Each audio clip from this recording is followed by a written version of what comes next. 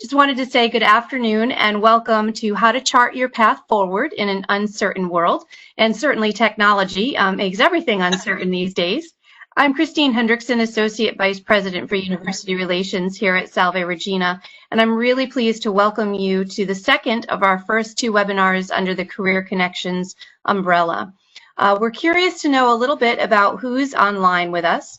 So I wanted to have you please take a moment and enter to the panelists in the chat room where you're joining us from today and also what your connection to the university is. I do know that we have, from looking at the attendee list, a few returners from last week's webinar, so thank you for joining us again. I know we also have some faculty and staff members from the university, and we also have some recent graduates and some alumni. And it looks like a few of you are from Newport, some of you are from the New York region, and some of you from the Boston region. But again, if you'd like to enter where you're from, particularly if you're from a different area in the Midwest or the West Coast, we'd like to know where you're all at here.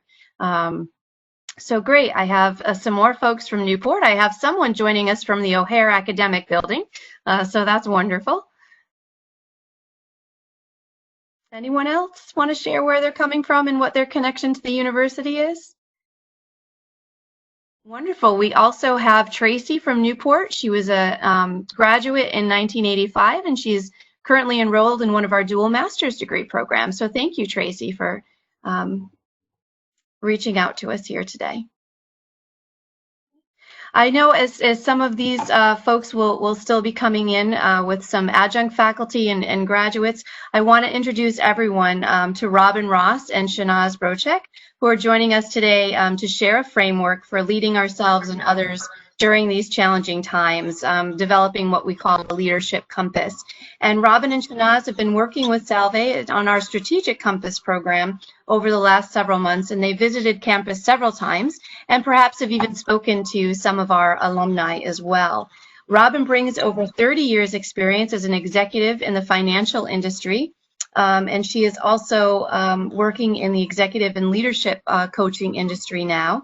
And Shahnaz is a faculty member at the University of Michigan's Ross School of Business, and she's the founder of OptimizeU, a leadership and career coaching firm. And what's really interesting and I find fascinating about Robin and Shahnaz is they're both certified teachers through the Search Inside Yourself Leadership Institute, which is a mindfulness and emotional intelligence leadership program developed at Google. So I'm sure they will tell us a little bit more about that. But thank you so much, Robin and Shahnaz, for joining us, and please take it away.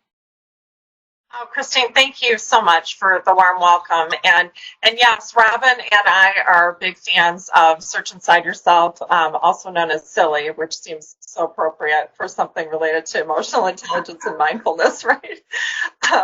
But we're really excited to bring some of the content from that training into the webinar today, along with really thinking about things that are happening in the world today that we're living in this very unprecedented time. And so we're going to talk about this topic of leading during this very unexpected and uncertain time, and we look forward to sharing some skills for approaching our work and personal lives in a way that we think really aligns well with the Mercy mission here at Salve. And we're very glad to have all of you with us for joining us today. We think of the Mercy mission as such a powerful leadership foundation. And really see it as an advantage for those of you who have a connection to the university. So I'm very happy to be having this discussion today with my good friend and colleague, Robin Ross. Thanks, Shahnaz, and it's so good to be here with you all today. As Christine mentioned, I spent over 30 years in the financial industry, and in that time managed a business through the financial crisis, and really became deeply interested in what it takes to be a better leader in a time of crisis. And in fact, it's one of the main reasons I decided to become an executive coach, to really learn and to study those things. So one of the things that Shahnaz and I have both learned in looking into these things and thinking about them is that in order to become a resilient and remarkable leader of others, you first have to start with yourself. And really work on the inside out. And so today, we hope that whether you're an individual contributor, a manager or a leader of many, that you find the leadership compass to be a useful tool to help you lead yourself and others through these really challenging times that we're having. Yeah, thanks, Robin. And, for all of you in the audience today, if you can take yourself back just a short while ago to 19 and some of the other recent unsettling events in the news, this picture may still look pretty familiar to many of you. Many people were feeling that our busy, wired, sort of always on state of being in the world has really made it challenging to stay emotionally balanced and to feel like we're putting our efforts towards what's most important in our lives. And meanwhile, the increasing amount of information and all of the distractions that we're facing keep leading to greater and greater stress and overwhelm. So, when we're already feeling that kind of overwhelm and overwork, in many cases, that has really only escalated for so many of us over the past few months. And it's challenging, as Robin was saying, not only to lead others, but to lead ourselves when we're under stress, particularly if we haven't developed the tools to really be able to manage through this. And so I want to just invite all of you to think about the challenges that you're facing right now and the challenges, difficulties that are creating maybe anxiety or overwhelm for you. And if you want to try to just type those into the chat, we're curious to see what some of the themes are that are coming up for you. And I'm struggling to see the chat right now somehow. I'm not sure if it's hidden from my view, but Christine, I don't know if you're seeing them there, but I can add a few things that generally come up. So far, I'm not seeing anything in coming through directly. There's just still on the locations. But if you can enter into panelists and put into chat just some of the stresses and the overwhelming things that you're feeling now that are what you feel are affecting perhaps your leadership capabilities. And I know certainly for me, it's balancing all that is happening right now. It's your daily responsibility. Those of you with children at home, it's wrapping up the school year if you haven't done so already, and trying to find time to take care of everyone else, handle your responsibilities, and all of the self-care that everybody is advocating for. And I look at the commercials and the things that say, oh, you need to take care of yourself, and I'm like, when do I have time to do that? So and I also think really trying to find the time to engage in things that you're interested in, or learn more, or find the time to develop the leadership skills. So those are some of the examples that I have and that some people are beginning to type in. But if you have some more examples, please feel free to send those to the panelists, and we'll share that with the greater community as well.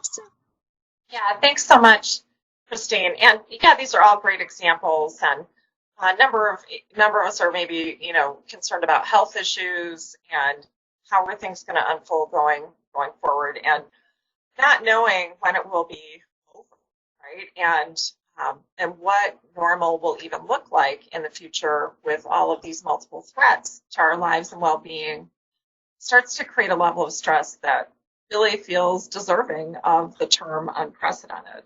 And I think also several folks have commented on not being able to connect with people in person. Yes. Really, being, in this remote period and dependent upon technology, make sure that they still have that interaction with colleagues to be able to make decisions in the same way. Absolutely. Yeah, that social isolation that we're feeling in this period of social distancing. Best as we try, right, to stay connected to those that we care about. And the military has a term for this, which is known as VUCA. And I love this term because it just brings to mind that feeling that comes up for us when we feel in a state of threat. So it's volatile, uncertain, complex, and ambiguous. And the recent pandemic and racial and social justice issues that have been coming up are just amplifying these fear-based emotions. really fueling that sudden and unexpected change for ourselves and our organizations regarding our safety, our social connections, as you mentioned, Christine, and our status. And someone else entered the idea of, and I've heard this several times, even in Canada, of let a good crisis go to waste. So what can be achieved during this time? Yeah. Well, and so in order to be able to see what can be achieved, we've got to cut through all of this uncertainty. And, in addition to, this VUCA, right? Volatile, uncertain, complex, ambiguous, it's also happens suddenly. And, it's on this really magnified level that is truly overwhelming. And I love this quote by Mary Shelley, which was from Frankenstein and written over 200 years ago. Okay, so, nothing so painful to the human mind as a great and sudden change. And this pandemic has had an abrupt and totally unexpected impact on how we live our daily lives, and this creates extreme physical and mental stress. This Mayo Clinic defines stress as the body's immediate reaction to a perceived or real challenge or scare. And, stress is a great thing from an evolutionary standpoint. Look, it's a tool that's kept us alive as a human species for over 200,000 years. But in order, to ensure our survival, we've developed a negativity bias that skews our attention to the threats and all the bad news in our environment. And the stress response that's evolved to help keep us safe from, say, saber-toothed tigers, sadly, is the same biological response that we experience today in our everyday lives due to all these stressors that we've just mentioned that we're dealing with. Even watching the news can create this type of stress response that causes our bodies to become hyper vigilant, to laser in focused. Our hearing sharpens, our vision sharpens. We are only focused on what's wrong and the challenges. Our heart rates beat faster, and our blood pressure goes up so that it can get blood to our muscles so we can fight that tiger or flee from that tiger, right? But so clearly our stress response is not really well suited to today's environment where, and for social issues that we deal with, relationship problems that we deal with, and the types of things that we're dealing with the pandemic, these uncertainties. So the problem is, and if these stressors stick around and pile up, our body is in a constant state of overdrive. And of course, this can lead to health consequences, like high blood pressure, heart disease. And, to make matters even worse, right, when this happens, because of the negativity bias, our thoughts get stuck in a constant loop of worry and anxiety, that feeling of rumination. And that leads us to a feeling of overwhelm and makes it hard to access our best selves and those great ideas about how to make the best out of a bad situation. So how do we find our way forward in the midst of all this? And, when we're dealing with an anxious and fear-based thinking that leads to scarcity mindset, it makes it difficult for us to see opportunities. Well, we think that we have the solution, and our solution is called the leadership compass. And we think that these competencies will help guide you through these tumultuous times.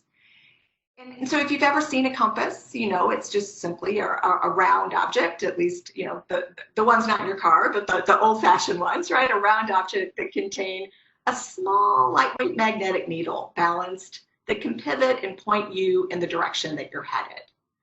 Our compass is a little bit different. Rather than telling you where you're headed, our leadership compass guides you with the 4 key competencies that we feel are necessary for leaders to navigate through these turbulent times and to help keep you aligned with your values and your purpose and your goals.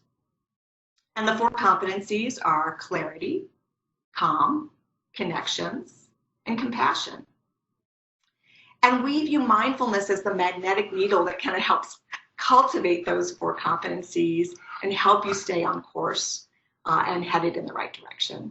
So without mindfulness, the compass, the leadership compass, doesn't really operate properly.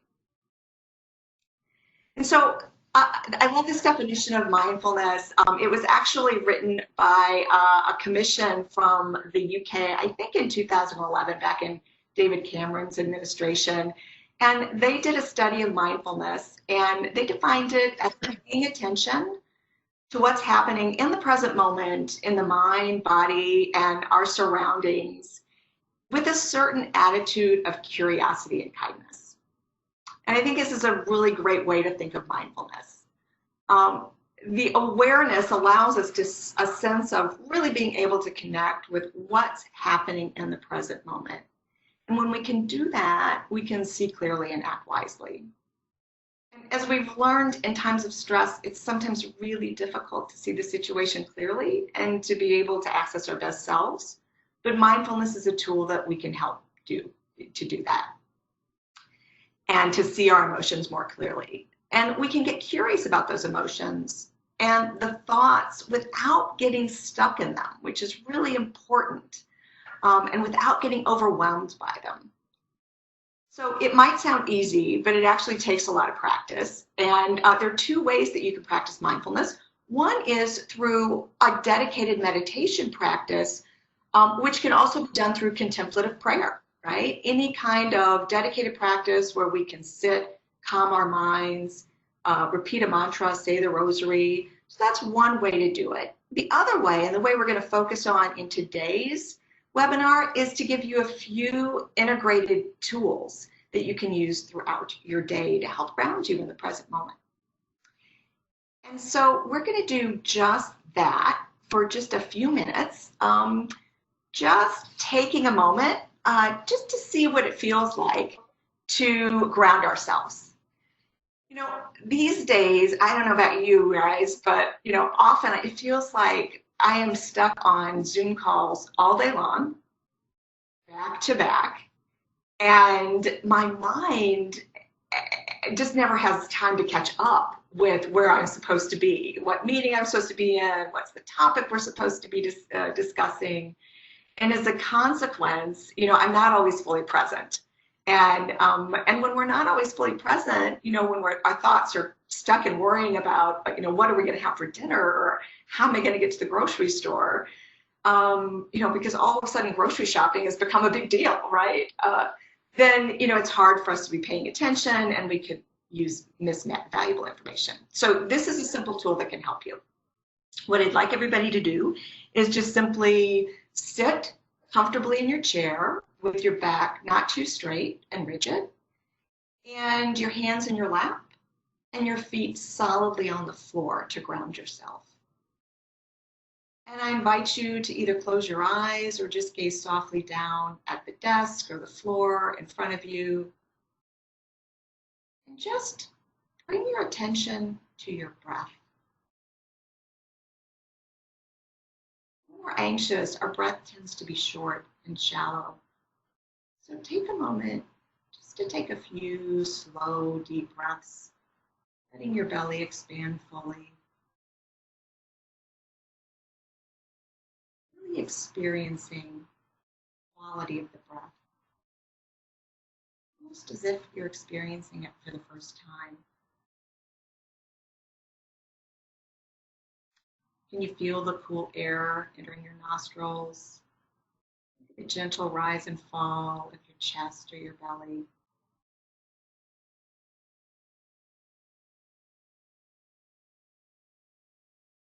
And if your mind wanders, no worries, just simply bring it back to your breath.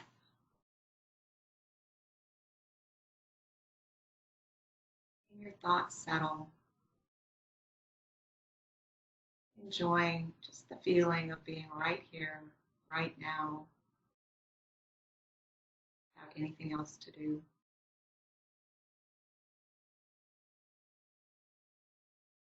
Okay, if you've got your eyes closed, I invite you to open them and bring your attention back to each other.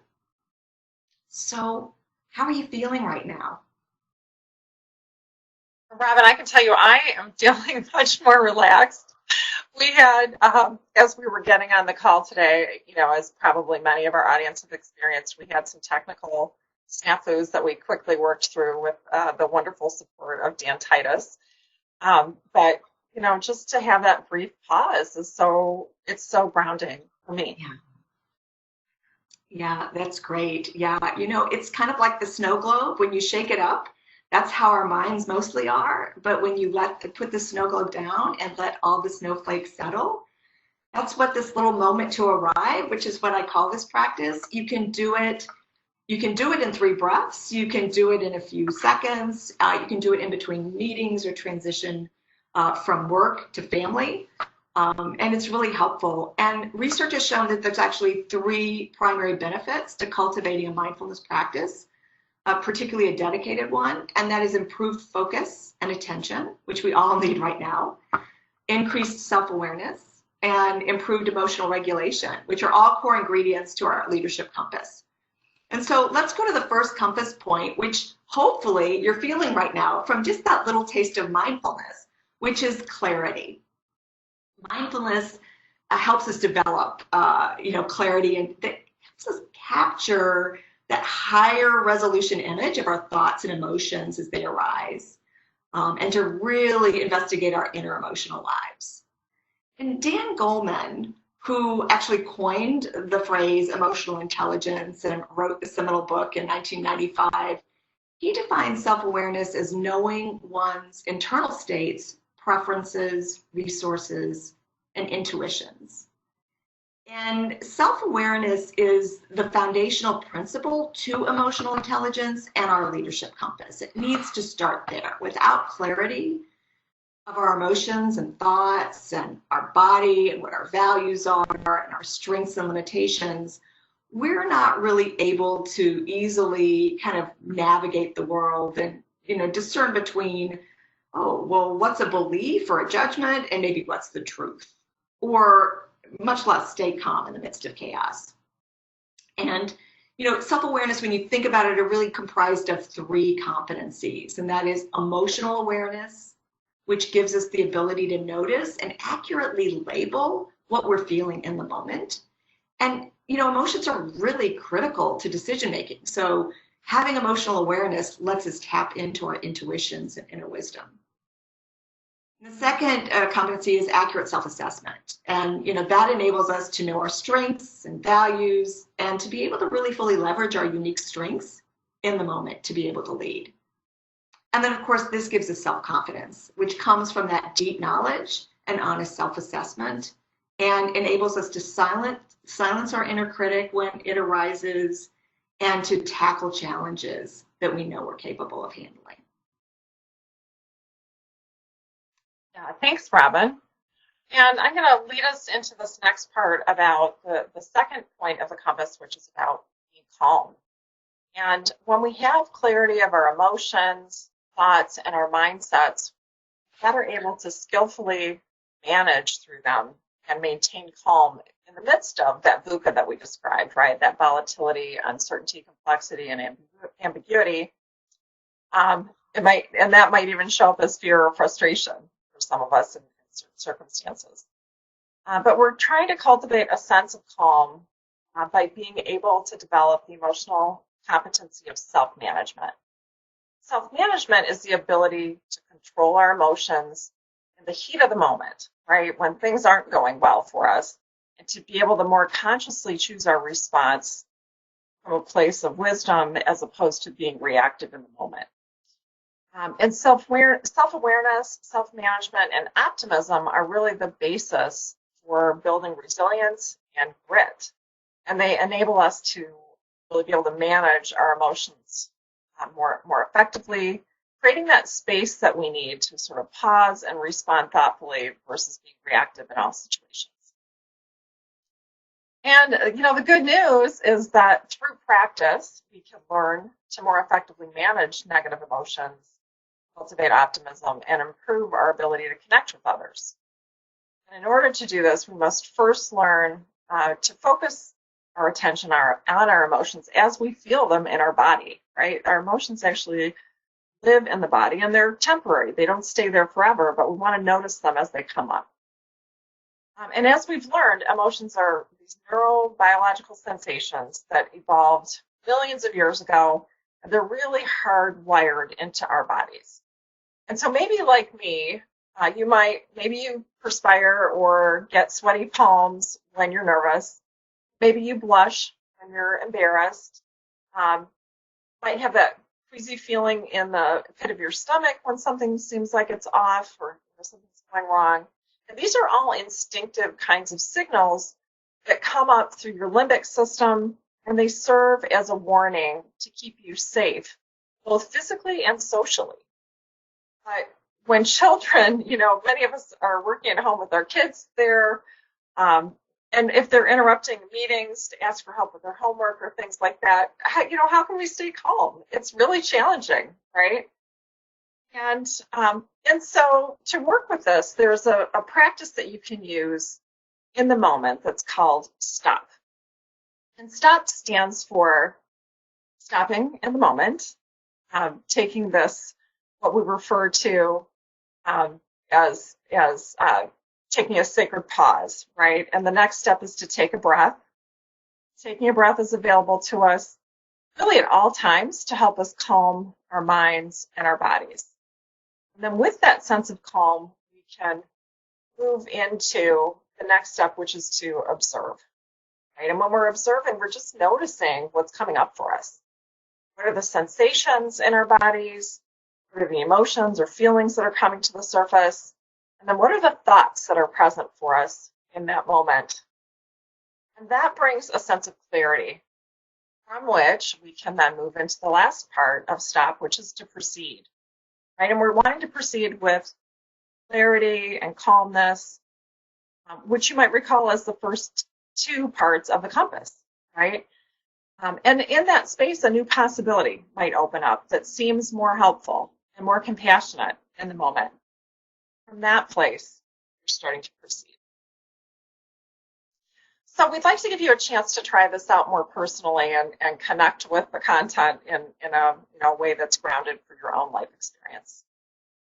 So I want you to think of a difficult situation that either you're facing right now or maybe something that you've dealt with recently. And it doesn't have to be your biggest, hardest challenge ever. But on a scale of 1 to 10, maybe looking for a situation that falls around a 6 or so. And it could be an interpersonal conflict, or maybe something, that has affected you that's happened in the news recently or something along those lines. So I want you to just take a moment to pause and write this down for yourself about what's most relevant.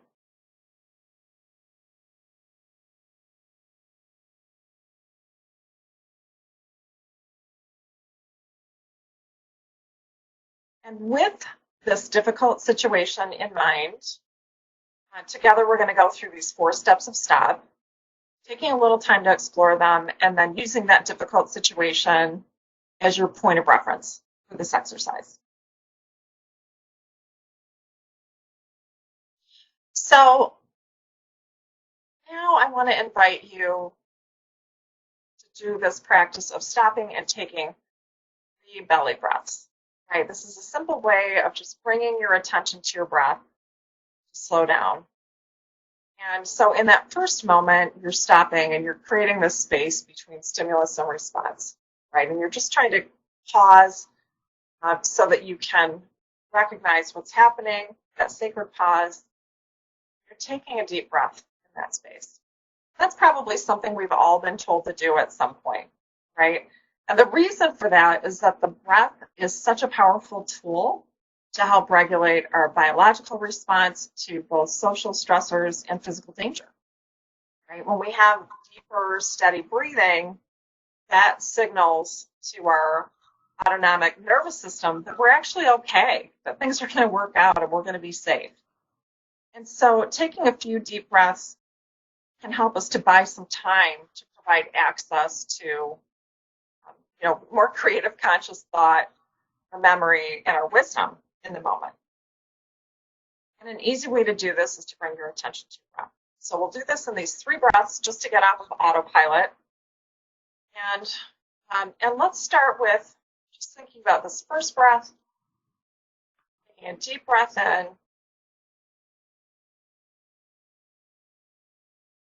And I want to bring just complete and gentle attention to the process of breathing. Noticing the feeling of breathing in your body on this first breath. You might feel cold air entering through your nostrils, and then the release and the fall of your chest or your abdomen. And in the second breath, just let your body relax.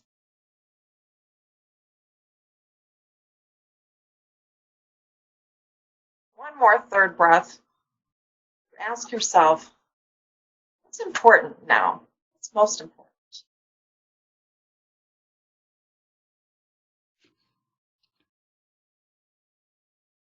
Stopping to take a few full and deep breaths creates that sacred pause that you need to let your mind catch up to your body so that you can move into this next step in the practice, just to observe. Thanks, Shahnaz. And yeah, it's amazing just what taking a breath can do to calm the mind, calm the body, and really just tell the body everything's okay, right? And then we can move into observe. So in this step, we're going to take a few moments just to notice and label what's happening in your body, noticing the emotions and thoughts. And then, that labeling piece, what I love about that is it actually helps to, what I say is bring the prefrontal cortex back online when we've had an amygdala hijack, when we've been kind of, in a situation where we just lost our cool. That labeling brings our language centers back on. And then we can start to observe and analyze the situation. And we can ask ourselves, how true is that? Or what judgments am I making? And we can also try to reframe it in this observation piece where we can think about, well, what's another way that we can interpret the situation? Or maybe, again, kind of reframing to the highest intention, right? To make sure that we are thinking about, well, this person, let's assume the best intention. And so this step of observation helps us gain greater clarity into our own emotions and thoughts and to tap into the view of the situation from another perspective. So you can do this in 3 breaths as well, really simply. And this is a great 3-breath practice. So after you've calmed yourself through that stop and take a breath, then use the breath to stop. And so let's try this. So again, I'm thinking about the difficult situation that you just wrote about. Take a moment on the first breath just to tune into your body and notice any of the physical sensations that you might be feeling. It might be a tightness in your jaw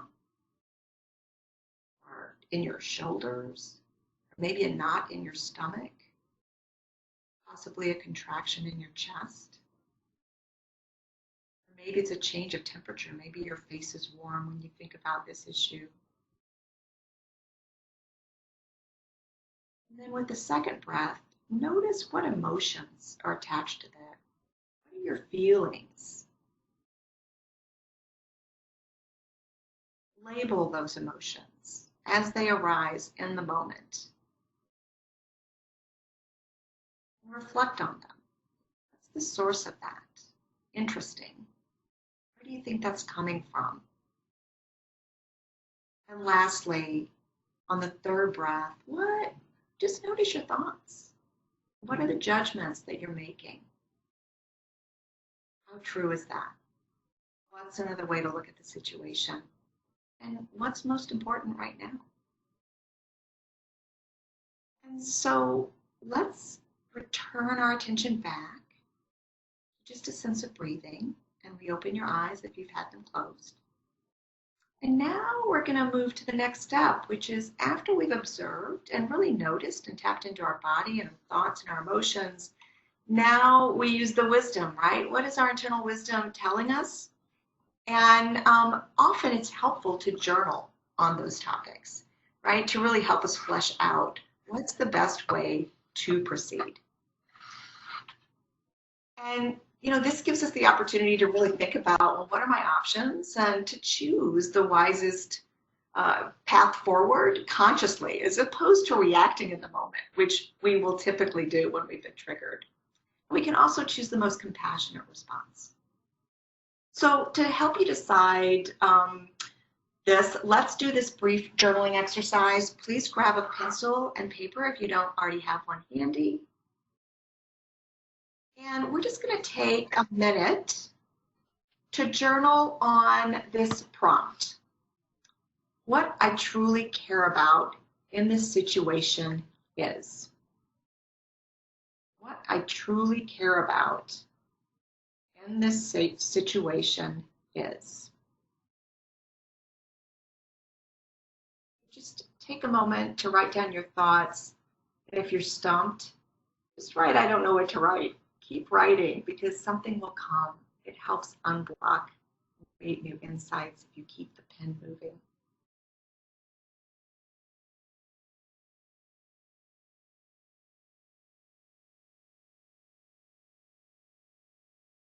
What I truly care about situation.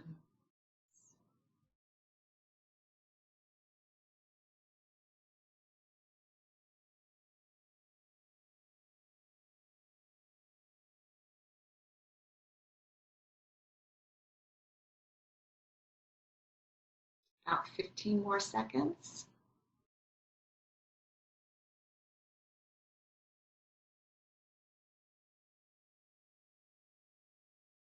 Okay, you can put your pins down for a second.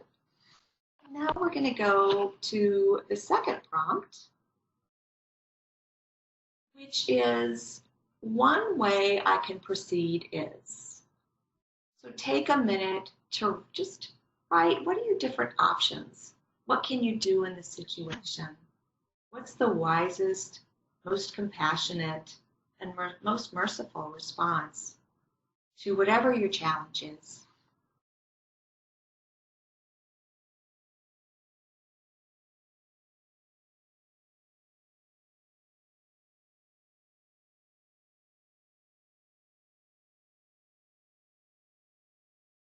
Just remember to keep your pens flowing. Create some new insights in this journaling exercise.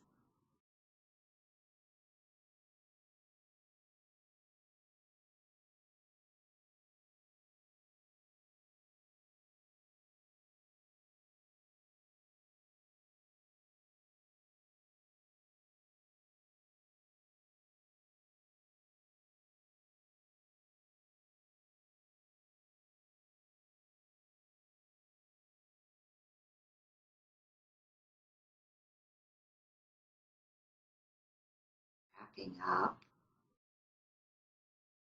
So now pause where you are and just take a few seconds to review what you wrote, and perhaps highlight or star anything that really draws your attention and can give you, and that maybe gave you new insights in how you want to move forward.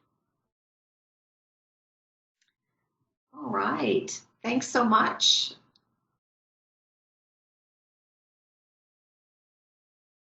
Yeah, and so STEP is an easy way to remember, easy practice to remember that you can use in the moment to help you foster a sense of clarity and calm that helps you choose really the wisdom within, right, and the most compassionate response in a situation. Simple, but it's not easy, and this is why we always say that it takes practice. Cultivating clarity and a sense of calm not only helps us to manage our stress more effectively, but it's also really important as a part of helping us connect with other people. When we're triggered, these neurobiological responses we're describing, they cause us to react protectively towards ourselves, which can limit our ability to see things from another person's perspective. Just think of the number of times you wished someone else had taken the time to stop, right, before taking something out on you. And, at the same time, the reality is that we do this to others ourselves, too. And the stop practice can help us to widen our field of vision beyond our own viewpoint. You know that emotions are contagious, right? You maybe have heard of the term of emotional contagion. And if we're able to remain calm in the midst of uncertain and difficult circumstances, we're better able to help calm ourselves and others, and help others to tap into their wisdom and strengths. So important for teamwork, but also for our own well-being. And that takes us to the next point of the compass, which is connection.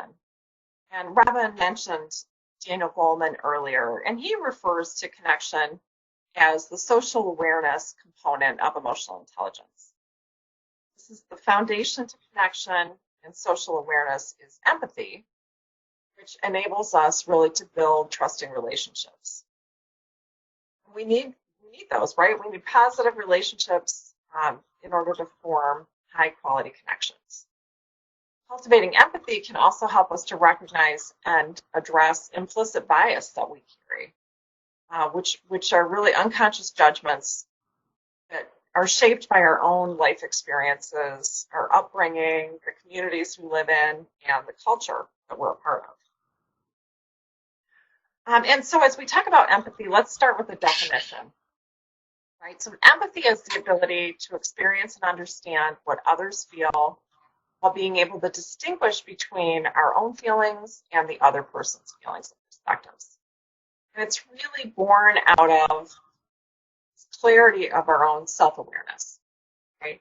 So the same pathways in the brain, the same neural circuitry is involved in processing our own emotions and experiences as relates to empathizing with another person. So if you think about a time when you saw, let's say, a loved one who was in pain, think about how you could actually feel their pain, right? You can relate to it on such a personal level out of that empathy for the other.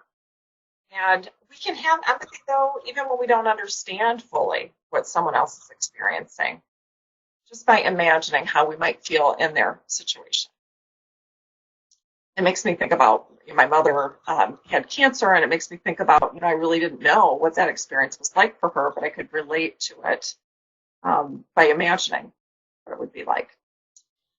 But there are obstacles to empathy that are really important to understand, and they kind of regulate the degree of empathy that we have for others. The first one is known as fundamental attribution error. And what this means is that we tend to judge our own mistakes as being related to the situation, kind of giving ourselves credit for our intentions. But we attribute the mistakes of others to some sort of character flaw, right? We think, for example, if it's about me, I think to myself, well, I made a bad decision, but here are the reasons that I made that bad decision. But for others, we're more likely to think, well, he's not a nice person, right? So we'll put a judgment around it for the other person. And then the next sort of thing that affects the level of empathy that we have is perceived fairness. And I had a situation come up recently related to this. I have a Fitbit. I don't know how many of you also might have one or something similar, some kind of wearable. But my battery stopped working, and I had to make a warranty claim. But when I called the help center, they told me that it was going to be my expense to mail it back to them, even though it was covered by the warranty. And that did not feel fair, right? So I felt triggered in the moment. I felt that tightening, Robin was describing earlier, that tightening in your chest that can come up, or, I think my jaw was probably clenched. And but the person at the call center had a job to do and was trying to be helpful. And so I really had to stop myself in the moment, right? Combine these ideas we've been talking about. Clarity, like noticing what's coming up for me, being able to manage myself, being calm, and then looking for connection, right? How could I actually bridge that with this person who's actually trying to help me? And thankfully, ultimately, it did all work out. And they think, we have a difficult time empathizing with people who we feel have not treated us fairly. And the reality is we're often just not seeing the whole picture, right? We're not aware of their stresses, and we tend to lose curiosity when we're triggered. And then lastly, empathy is impacted by whether we perceive someone to be part of our tribe or not, right? Do they actually belong in the same community as ourselves? And there was some sobering research on this topic using fMRIs to see what was actually going on in the brain. And with a very simple religious label, they found that it was enough to just reduce empathy that people had for each other.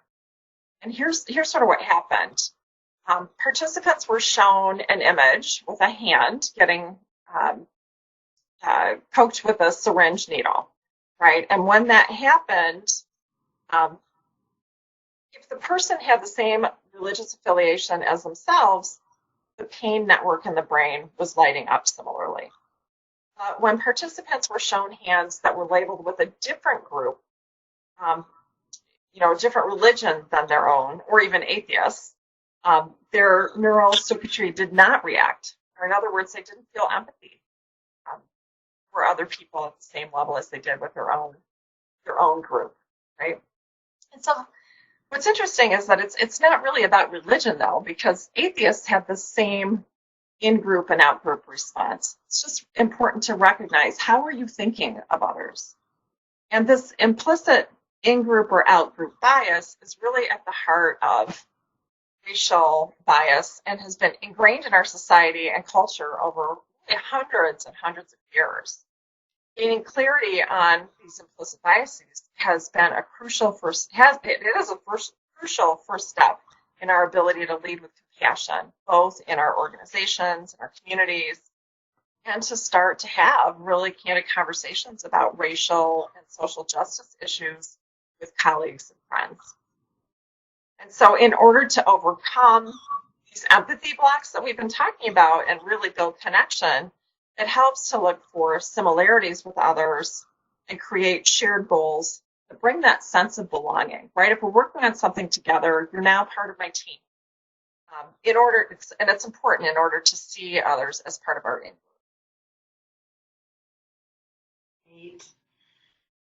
And Shahnaz, when we can do that, then all of those things lead to compassion, which is our fourth compass point. And I like to kind of think about compassion as where the rubber meets the road, because it is the culmination of clarity, calm, and connection. And because when we have clarity about our internal states, then we can manage our emotions and we can remain calm in the face of uncertainty. And when we remain calm in the heat of the moment, then we can build those stronger and healthier connections with others. And cultivating connections with others through social awareness, empathy, and trust enables us to more skillfully manage the relationships, motivate others, inspire others, and lead with compassion. And compassion can be defined as the capacity to be attentive to the experience of others, to wish the best for others, and to sense what will truly serve others. So really important thing to be able to have in these difficult times. And a lot of people confuse compassion with empathy that Shahnaz just went through. But they are different and in fact processed in different parts of the brain. So here's a simple analogy that can help you distinguish between the two. So let's say you're walking along the cliff walk at Salve and you see a person who's fallen, maybe their forehead's bleeding. This actually happened to me recently in a Chicago sidewalk. And so empathetic distress would cause you to feel with the person, to actually, as Shahnaz described with her mom, to feel the pain that they're experiencing. And sometimes when we do that, we can become overwhelmed, right? Those feelings of emotions can render us almost unable to help because we're so overcome with emotion. And that's a phrase we use, oh, I'm overcome with emotion, right? We can And so we get in the box with the person. We feel with the person. But compassion, on the other hand, allows us to be able to feel for the person. So we can recognize their condition. Oh, the man has fallen. He might have hurt his head. We need to do something to help. We become motivated to actually take action instead of just be stuck in overwhelm of feeling with. And so when we can connect with the suffering of others, we can sometimes lose the ability, however, to discern our own emotions and their emotional pain. And this emotional or empathetic distress is something that can lead to emotional burnout. And we're seeing this now. If any of you have, friends or family that are either nurses or doctors or, frontline emergency workers, many of them are dealing with this empathetic distress and this feeling of burnout. So the important thing is to learn to shift into this feeling of compassion, where we can really focus on our desire to help others that can spur us to action.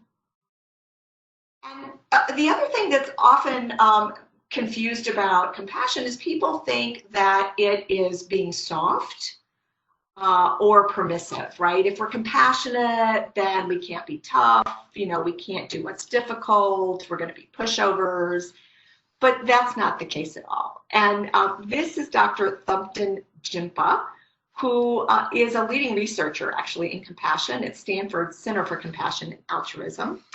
And you might also know him, in fact, he's probably better known for being a longtime interpreter for the Dalai Lama. And I love this quote because it really highlights the important and often misunderstood point about compassion really not only to making courage, helping us step out of our own personal fear and view of the world and turning our attention outward, expanding our perspective, and letting us really feel connected to the greater good.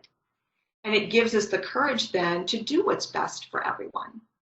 So when we can approach a coworker with a problem with compassion, we're aware of their pain and frustrations and the stress that they're experiencing.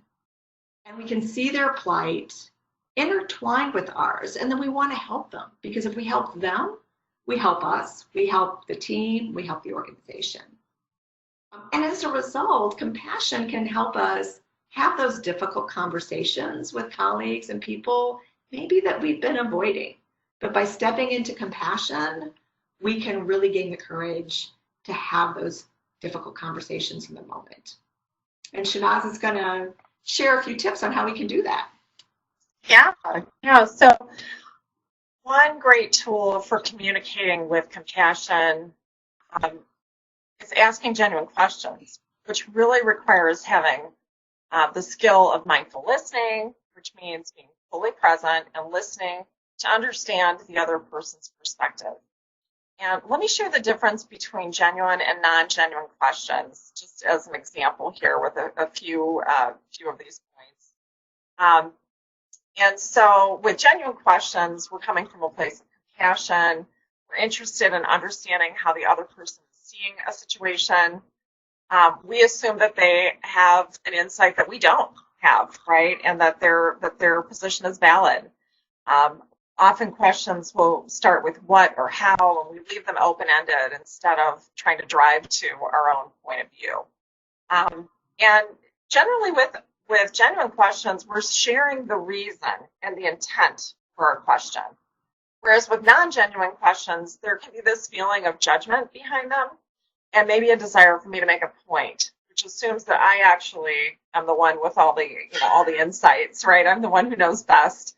And there might be a contraction, saying something like, well, isn't it true, right? Isn't it true that this is how this works, Robin, right? And then you're embedding your own agenda, your own point of view into the question in some way. And with these types of questions, there's rarely an explanation, right, for the reason and intent for your question. And so let's just try this out and see what you think. So as I read through each question, make a note of whether you think it's a genuine question or a non-genuine question. So this first one, Since we all have busy schedules, I wonder if it might help us to divide up the work so we can fit it in where it works best for us. What do each of you think of that? Or is there another option you see? So genuine or not genuine, or can't you tell? And so this is actually an example of a genuine question, right? So there's some transparency behind this. There's maybe some compassion for understanding what others are seeing in the situation. And then in the second question, I didn't mean it that way. Why are you getting so defensive? Right? Is this genuine, non-genuine, or can't tell?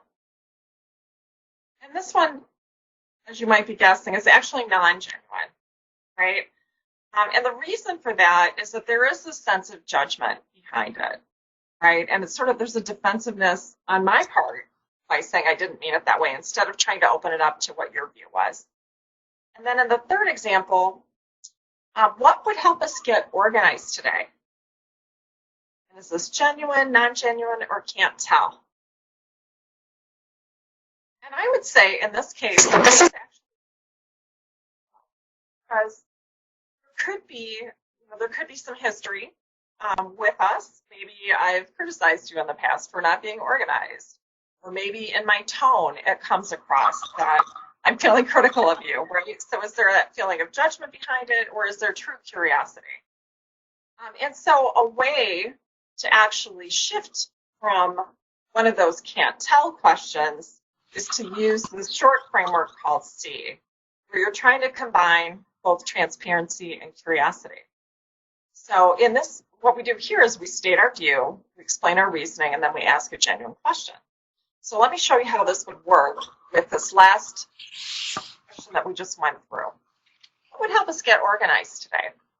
So instead of just starting with that, you could state your view. Something like, I'm concerned that there are a lot of moving parts. And then you're explaining your reasoning. It would be helpful for me if we could find a way to organize this. And then you're asking a genuine question, which might just be, what do you think? Right? And so you're engaging the other person in the process. And this could be so helpful for teams to be able to do. Great. Thanks, Shahnaz. That's a really great tool. And again, a way that reminds us to, I like it because it reminds us to ask rather than tell somebody, right? And again, to come from this place of compassion and curiosity, which is wonderful.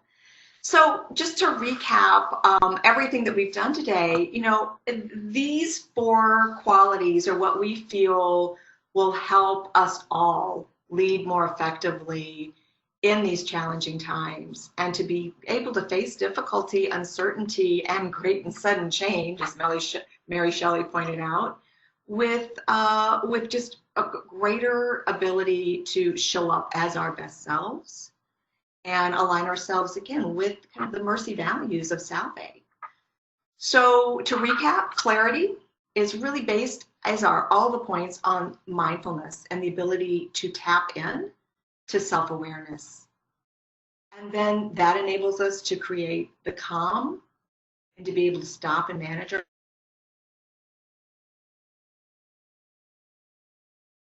Oh, I think I lost you, Robin. I can't seem to hear you, so I'm going to pick it up from here.